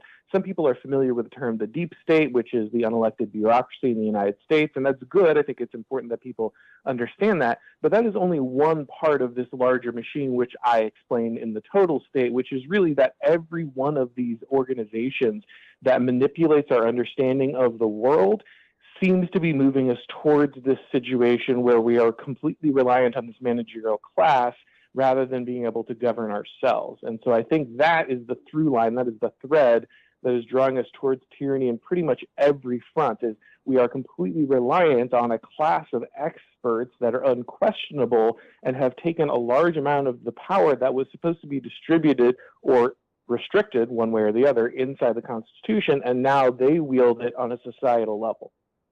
I'd like to get your thoughts on this following observation. Growing up, like a lot of kids, say, oh, we're a free country, and then you learn about tyrannies, tyrannical governments, communism, whatever the form may be. And I remember growing up, and even, I guess, to a degree into adulthood, feeling that I lived in a free country, and certainly much more free than it is today. I would look at these other countries, whether it be the Soviet Union or just any other example. And I would think to myself, well, that occurred. All of those people are oppressed. They recognize they're oppressed. They feel oppressed. And the reason that that nothing is done about it is because there are people in power that can imprison and kill them. But over the last several years, my perspective has changed as I feel that we have become much more like those nations than many of us would like to believe. And then in that I've watched that there is a significant portion of the population that not only is perfectly okay with it, but they support it. And so it's changed my perspective of people that are ruled under tyranny, and not to say that we are to the degree that certain other countries are, but you note COVID, for example. How many people, that is such a monumental shift, I think, in our country culturally, and something that for me, an understanding of humanity, to see so many people act as soldiers for the tyranny. I just wanted to get your thoughts on that. Yeah, there's this wonderful political theorist, Bertrand de Juvenal, and his point was that while the governments of today wield far more power than any tyrannical king could have imagined 1,000 years ago, people today feel like they're freer. And the question he asked in his book on power was why? And his answer to that question is that previously, the reason that the power of the government was limited was that we had overlapping social circles. We had different social spheres, the church, the family, the community, the tribe, and they all stood in and took precedence and protected us, but they also demanded things of us, right? Having a large family is very demanding. Being an active part of a church community is very demanding. And so what happened is that the state came by and said, well, we can take some of these things off of your plate. We'll educate your children. You don't have to worry about taking care of your parents when they get elderly. They started taking these personal responsibilities away from us. And that felt good. We felt freer, right? Because we had more personal time. We could watch more baseball. We could get out and do whatever we wanted to do because we did not have those social burdens. But simultaneously, as the state is doing that, they're also accruing power to themselves because dependency is power. And the more we became dependent on the state instead of our families and the other organic social structures, the more power we gave to them. So when you hit something like COVID, people have been completely trained thinking, oh, well, the government is where my freedom comes from. It's the government that's taking all these responsibilities off of my plate. And so if the government says we have to do this, then we need to, because if they aren't in charge, if they aren't taking all these social responsibilities off my plate, I might have to start taking care of kids again. I might have to start taking care of my parents again. I might have to start taking care of my neighbor again. And that is a restriction on my personal freedom. And so instead of having the freedom of being in a bounded and a virtuous community, instead we have the freedom of being nannied by the state. Final question for our author of the week, sponsored by ABC Books on North Glenstone, Aaron McIntyre, who's the host of the podcast, The Aaron McIntyre Show, which is on the Blaze. And the book is Total State, How Liberal Democracies Become Tyrannies. So it sounds pretty frightening, devastating. It's frankly a world that I think most Americans, depending on their age, never believed that we'd actually live in. So what's the answer? What do we do? Well, like I said, the problem is itself the scale of social organization. We were never meant to be ruled by these massive bureaucracies, and we were never meant to hand over our identities, our lives, our sovereignty to this massive state. And the only way to defeat the total state is to return ourselves to a state of people who can be governed in the manner that the Constitution required. John Adams famously said that the Constitution is meant for a moral and religious people, and it's inadequate to govern any other. And he meant that. That wasn't a joke. That's not a quip. We have to be people who are bound in communities that can take care of each other. And so that's why I think that localism, state and local action, making sure that you have governments that can go ahead and fill those gaps, you have community organizations that can fill those gaps if the federal government is asking too much. I live in Florida. We have Governor DeSantis here, and my life under COVID was very different from other people because we had someone willing to push back against that tyranny. Our Off the Week, Aaron McIntyre, the book, The Total State, How Liberal Democracies Become Tyrannies, sponsored by ABC Books on North Glenstone. For Springfield's Talk 1041, I'm Nick Reed.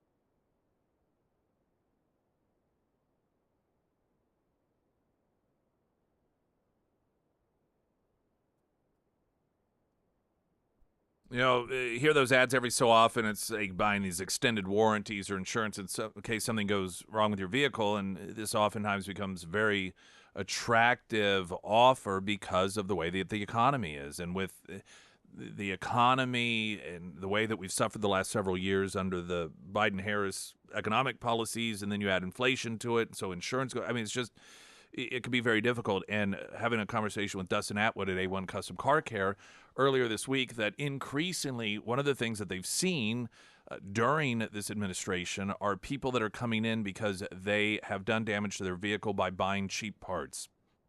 They go online and they buy a cheap part for a problem they have because they're just pinching pennies.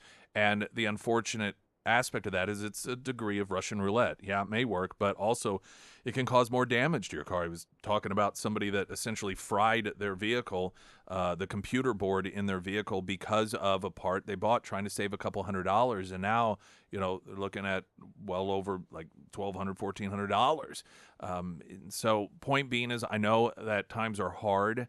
And I know that most people are struggling, particularly when it comes to vehicle maintenance, but I just cannot recommend enough that, again, it could work out for you, but you could end up causing yourself more damage. And so the safe bet, the smart bet, is any sort of vehicle repair that you need.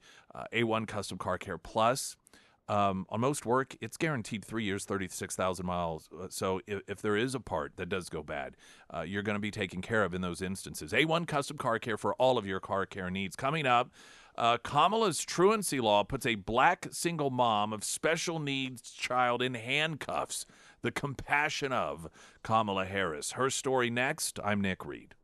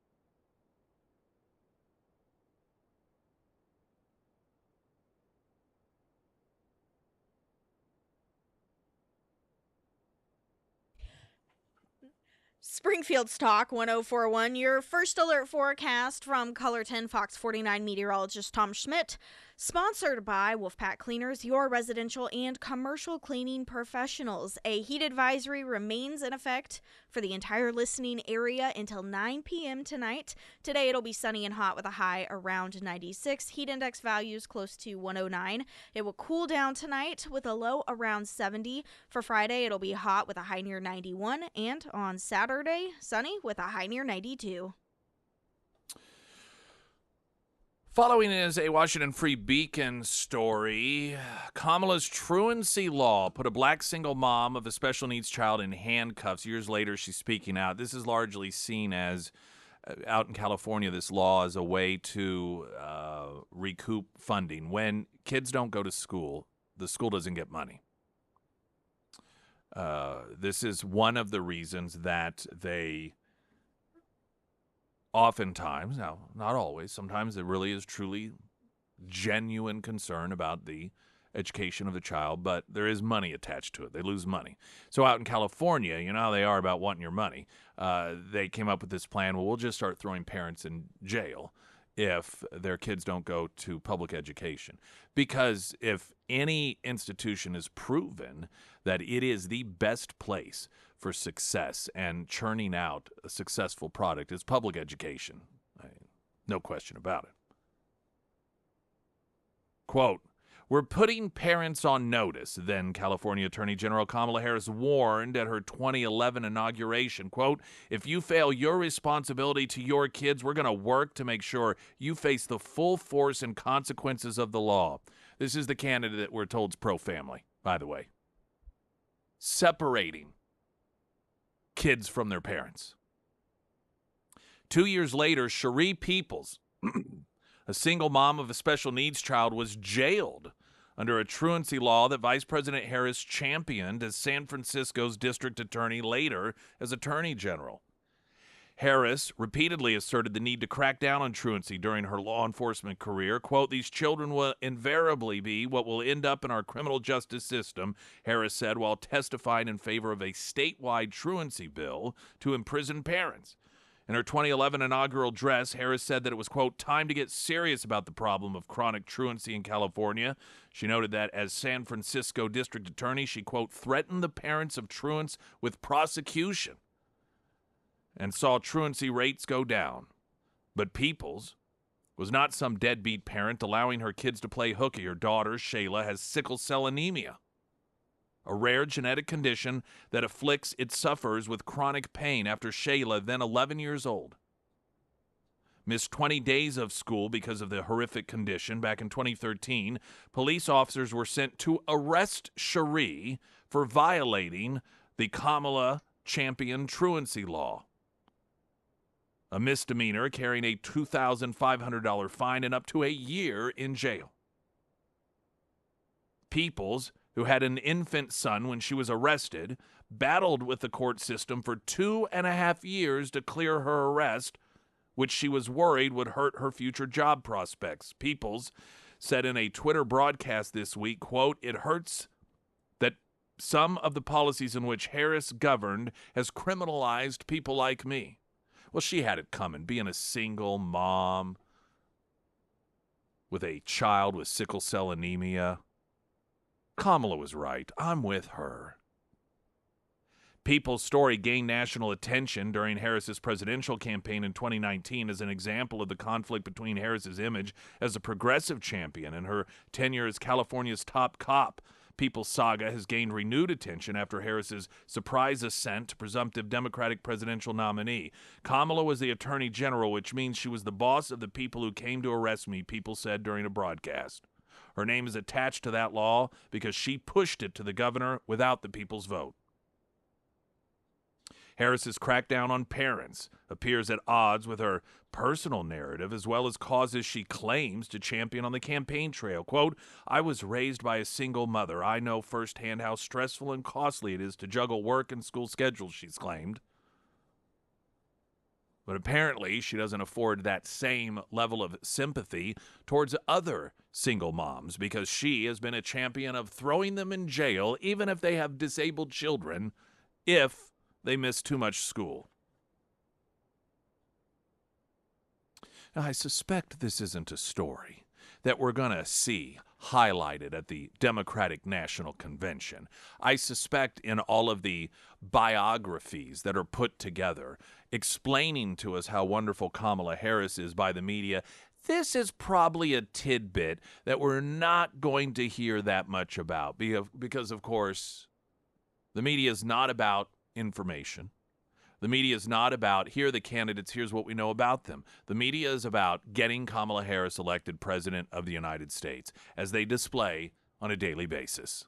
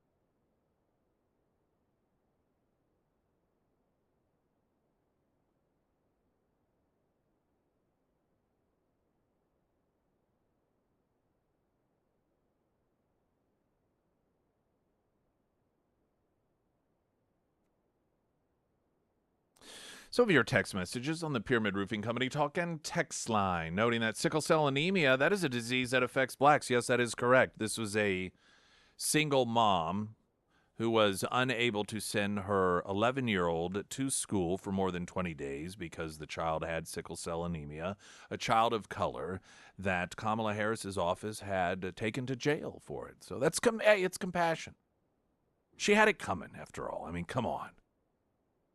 If she were a responsible mother, she would have aborted that baby. She would not have subjected her own child to a life of sickle cell anemia. So really, she should have been taken to jail a long time ago. Kamala should have marched her off well before she ever did for even having a child with sickle cell anemia, such a cruel thing when in fact she could have easily aborted that child. Speaking of black people that Kamala Harris put in jail, this is a segment of a video posted by Jamal Truelove. In 2008, I was framed for murder, wrongfully convicted by the office of Kamala Harris, sentenced 50 to life in prison. It took me 5.5 years to ultimately get back in the trial due to prosecutorial misconduct. It took me another year to go to my second trial, to which I was vindicated by the jury of my peers. When I got convicted, Harris was in the courtroom. When I got sentenced 50 to life in prison, Kamala Harris was in the courtroom. When I look back and I'm seeing her, she was smiling. But she did that stupid ass laugh that she do right now. Ain't funny. All right, that was a video clip. There's a larger, I think Vice has a larger documentary about the case of Jamal Truelove, who was framed for and put in prison for a murder he did not commit by Kamala Harris. And then, as he noted, sat in the back of the courtroom cackling as he was sentenced to life. Fortunately, he was able to get out due to the fact that he was framed for that murder. But, hey, he probably had it coming. Right? I mean, come on. Black guy. I'm sure Kamala did what was right. I'm sure she, so what? He didn't commit that crime. Kamala's smart. She knows what she's doing. We shouldn't question her. I'm sure this guy probably deserved to be in prison. He should be grateful that he's still not in prison. Not angry at Kamala for not only putting him there as an innocent black man, but then laughing in the back of the courtroom during his sentencing. Or he's probably, of course, just making it up. That's the other route, of course, we could go. Springfield's Talk 1041. I'm Nick Reed.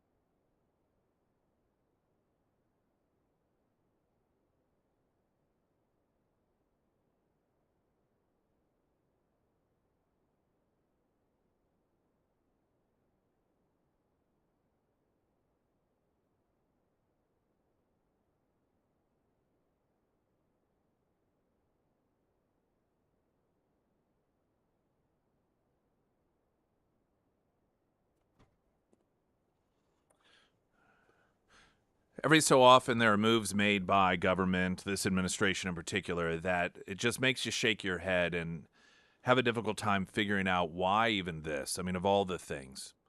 Jordanian men charged in alleged Quantico breach identified and released. You may have remembered this story. Here's a follow-up. 2 Jordanian men who are accused of attempting to illegally enter Quantico Marine Base have been identified and released pending future court hearings. The pair have been charged misdemeanors stemming from the May incident for attempting to trespass on the headquarters of the U.S. Marine Corps, home of the FBI Training Academy and the military's top criminal investigative agencies. Federal court documents obtained by the Center for Immigration Studies identify the duo as Hassan Hamdan and Mohammed Dabo. The pair's identities were finally revealed after exhausted efforts made by congressional leaders and Virginia leaders, including the governor, demanded answers from the Biden administration. The Center for Immigration Studies said that one of the men crossed the border illegally a month prior to the incident, while the other reportedly overstayed a student visa that had never even been used. You know, somewhat similar to the 9/11 hijackers with the overstaying of visas. The men appeared in the U.S. District Court for the Eastern District of Virginia in Alexandria on July 22nd, charged with Class B misdemeanors. If convicted, they face up to 6 months in prison and a $5,000 fine. A violation notice issued by law enforcement indicates the pair attempted to enter the base through the main gate on May 3rd in a white Freightliner vehicle with Virginia tags.